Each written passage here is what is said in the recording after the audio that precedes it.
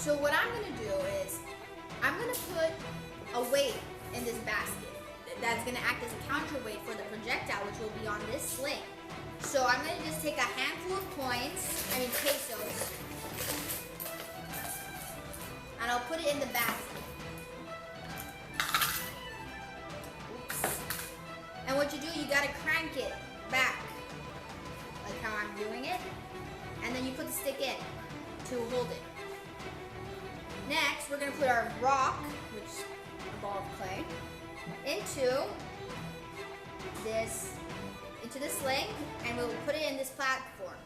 And then you just let go and let it fire, so turns out my weight was not enough. So I'm gonna try making it a little bit heavier.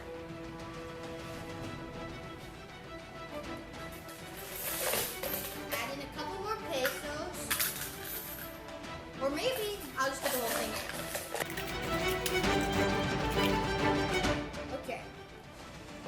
Put the sling with this projectile onto the platform. Ready, aim, fire!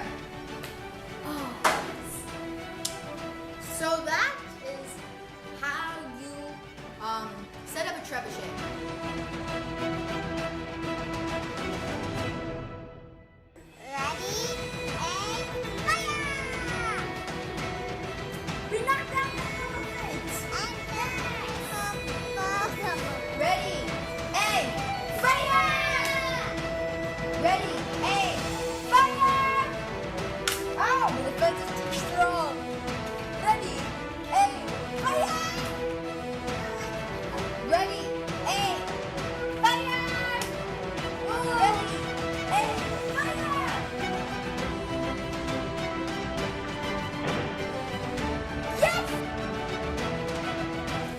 Hello, my name is Josephine Harner, and I'm here to brief you on the history of the trebuchet.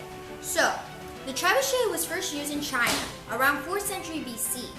It was used later in Europe in the Middle Ages. In China, they also used it for war, but in the Middle Ages, it's where it became popular. This trebuchet is actually based off a design of the great Leonardo da Vinci.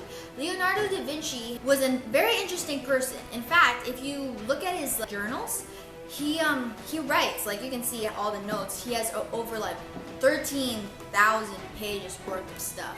He designed really cool stuff. He was not only an artist, which he's mainly well known for the painting Mona Lisa, but he's also a great sculptor. And one of the things he designed was a helicopter. And this is way before we have all the fancy stuff. When people create the rocket ship, they have things to look at, like, the airplane. But during his time, nobody was really flying. Like, there was no nothing. And his helicopter was very accurate for someone who had very little space on. He even designed a steam engine, and though he did not have the parts to make it, he designed one, which is like very amazing. More about the trebuchet history, actually. So in Europe, sure, you throw a lot of stones at big castles, but they actually also threw corpses.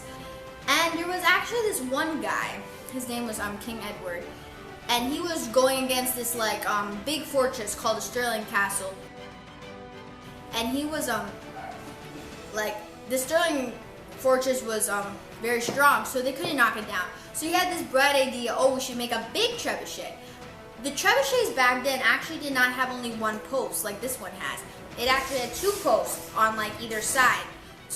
But Leonardo da Vinci's design, he managed to think to put together something that could balance a single pole, and in his design, the pole was actually attached to the ground so that it wouldn't tilt, and it had a very stable platform.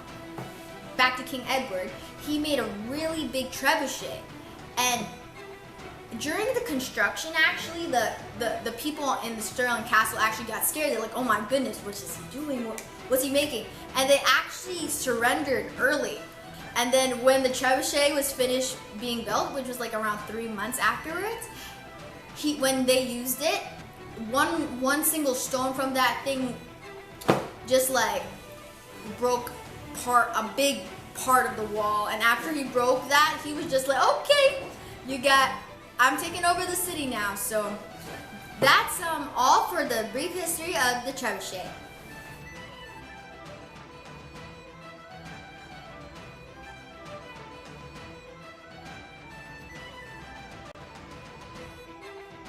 So if you will make a trebuchet, you also have to actually take measurements and also precautions, because if you use a real stone inside your house and you got a trebuchet, I don't think your mom will be happy that you broke her vase. Okay? See you guys later. Bye.